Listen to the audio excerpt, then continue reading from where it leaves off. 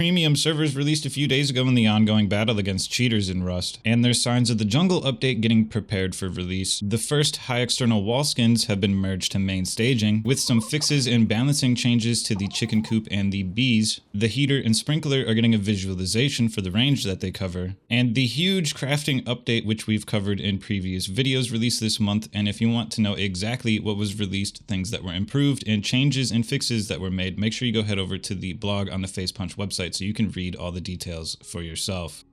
A huge step forward in the battle against low-life cheaters in Rust has taken form in the shape of premium servers. The way this works is based off a ton of data taken in by the Facepunch team over time. You can read more about the details when you click on a premium tag which shows up in the server browser now, where you'll also find the refresh button to update your premium status if you own $15 or more worth of skins or general item DLC. The DLC like the Sunburn pack does not count at this time. From what I've heard, servers with premium status enabled have way less cheaters on them, are much better to play on, and this is only going to change and get better over time, as this is just a test run. There's also a browser premium tab which is disabled at the moment because it looks like it is only filtering in things from official servers, and this is also enabled for community servers if they decide to opt into it with the command found on the blog on the Facepunch website.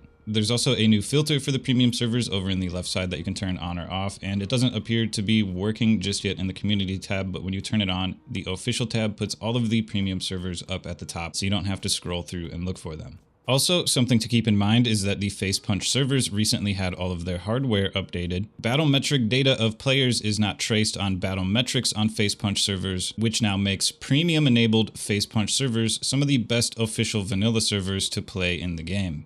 The new Discord chat feature had some problems with it that have hopefully been fixed with these commits, and it looks like we're going to get rewarded for linking our Discord accounts with a free item. There was also some fixes to the scientists that have existed for quite a while, like when they spawn under the ground or they'll randomly wander away from where they're supposed to be at, and some cases where they weren't spawning at all, like on the cargo ship, and there was also some fixes to the sharks, which in some cases were also not spawning. Don't forget that the scientists are getting completely reworked like the wolves did, so we might not see these fixes pushed until the new scientists do. This is a little bit out of my range, but I think that this branch is optimizing text tables in the game in many cases. So if you've ever played on a server where there's like 100 players in a raid and all their names are on the map as well as in front of you, it can cause a lot of lag, and that appears to be what this branch is optimizing. But to be honest, I have no clue, so if you're interested in this, go read it for yourself. When equipped in your backpack slot, you can place shields and backpacks on weapon racks, and now soon you'll be able to also place parachutes on weapon racks.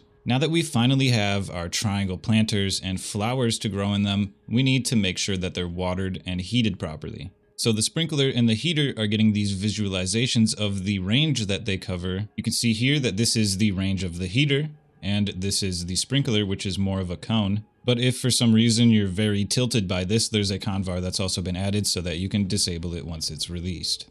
Up until this point, there's only ever been 3 variations of high external walls in Rust. But soon there's going to be skins for them. The Adobe High External Wall skin, which will be a skin for the stone walls, and my favorite, which is the Frontier skin for the high external wooden walls. When I was recording this video, the wall itself was glitched out and not placeable, but if we take a look at the gate here, you can see there's a walkway up on the top of it where you can still open and close the doors. Please don't remove this, it's such a nice feature, this is not a bug. Both of these, from what I've seen, are probably getting released as a new DLC, and I like that the unique walkway was only added to the wooden one to hopefully get some more people to use wooden high external walls instead of stone ones all the time.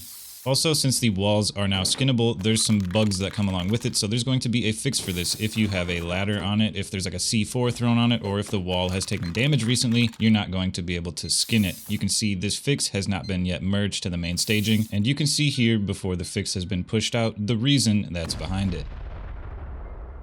A cool new feature for Immersion that almost slipped by me through the commits is when you hit things now, the little effect that they leave is randomized instead of always having the same pattern. And this has also been applied to bullet impacts.